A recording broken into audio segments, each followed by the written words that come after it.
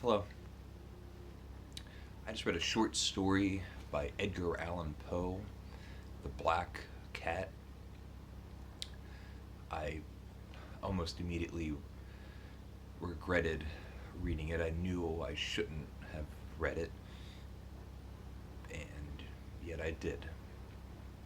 It's a dark, deeply disturbing, macabre story of a psychotic sociopath. This man who's his wife, and they have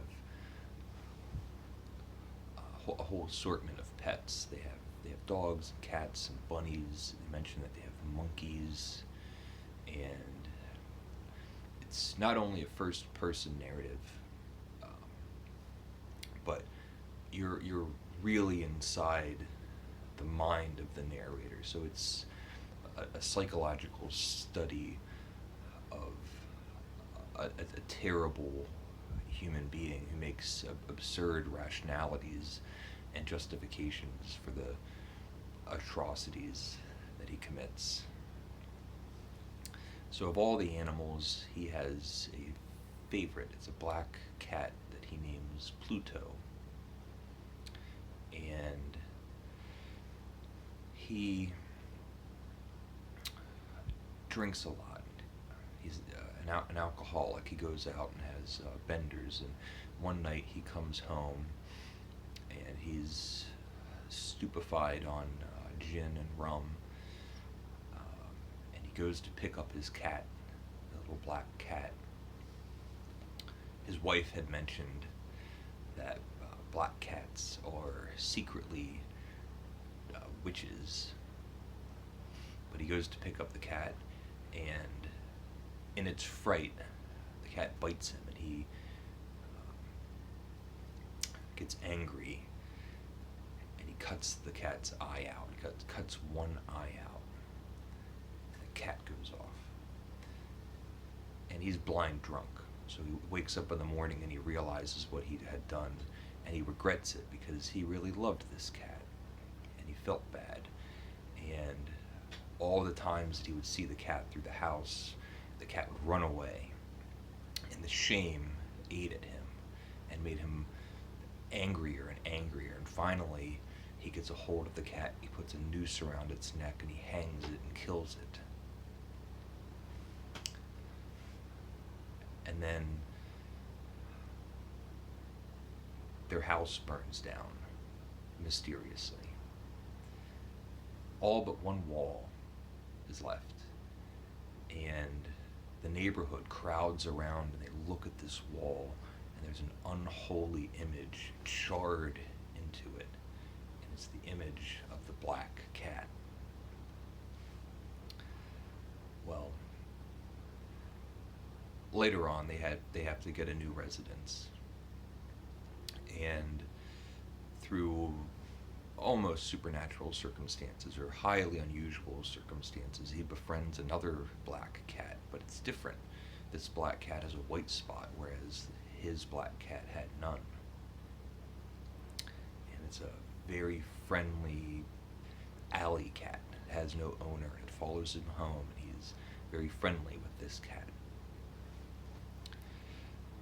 And now the friendliness of this cat reminds him of the terrible things that he has done. And it, again, eats at him and eats at him. And finally he decides that he can no longer take this either. And he goes into the basement with an axe, and he swings the axe to kill the cat. And there's a hand that stops him, and it's his wife. And in a hasty response, he turns the axe on his wife. And now they're in the cellar of this new home, and he walls up his now dead wife to cover up the murder that he had just committed. And very carefully, he arranges all of the bricks to look undisturbed. Now he's looking for the cat, and he can't find it. In a very perverse moment he talks about how he had his first sound sleep since he originally killed the first black cat. He just murdered his wife, but now, with the absence of the second black cat, he has his first sound sleep. And I'm going to tell the ending of the story. If you haven't read it, it does have a great ending. I don't often give spoiler warnings for old stories or books, but if it's something at this point, if you're still interested in reading it, I would stop. But the police come to the house, and he's showing them around, and they go in the basement. They don't see anything, and in a moment of foolish pride, he decides to show off a little by knocking on the wall and showing how sturdy it is. And I believe he has a cane or an umbrella, and he raps on the wall, and there's an echo that comes back, a screaming, howling voice from hell comes out of the wall, and he is found out.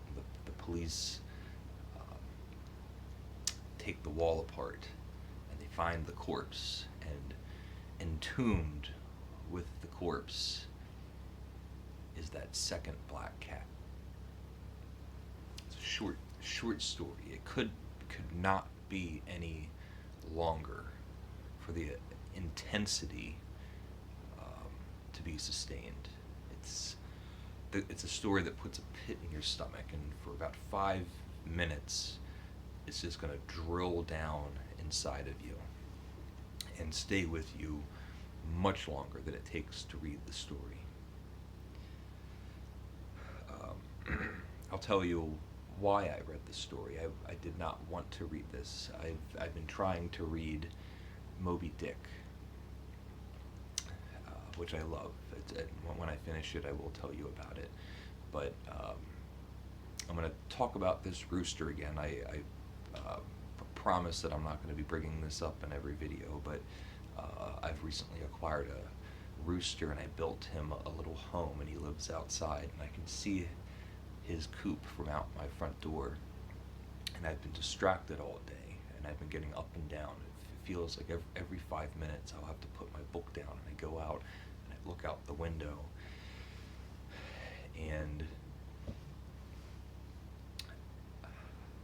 I feel like the rooster is looking back at me.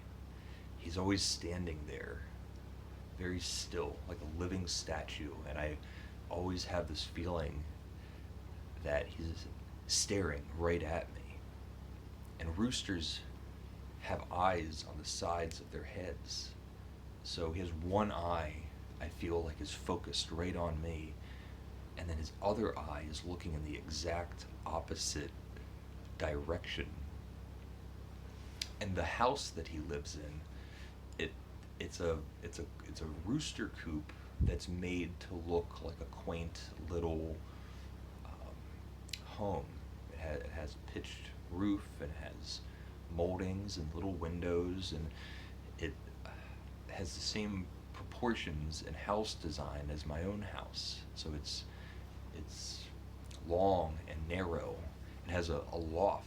The rooster's bedroom is in a loft, and it has a little staircase that goes up to it. And I'm staring out of my tiny house, looking at this rooster in his little tiny house, and I just have this eerie feeling that we're mirroring each other. And I've been pacing around my house, and I felt like it was a Edgar Allan Poe short story. So I pulled Poe off, and I'm looking through, trying to find a Poe story, and I really wish I hadn't read this. This whole thing is like freaking me out, and I need to get out of my own headspace, because not only that, but I'm like reciting The Raven like all day long. Like I'll read just a little bit of The Raven to maybe get you an idea of what's stirring around my head. and it does have a great beginning. It was once upon a midnight dreary, while I pondered, weak and weary, over many a quaint and curious volume of forgotten lore. While I nodded, nearly napping, suddenly there came a tapping, as of someone gently rapping at my chamber door. "'Tis some visitor," I muttered, tapping at my chamber door, "only this and nothing more." Ah, distinctly I remember, it was in the bleak December, and each separate dying ember wrought its ghost upon the floor. Eagerly I wished the morrow, vainly I had sought to borrow from my books surcease of sorrow, sorrow for the lost Lenore, for the rare and radiant maiden whom the angels name Lenore, nameless here forevermore.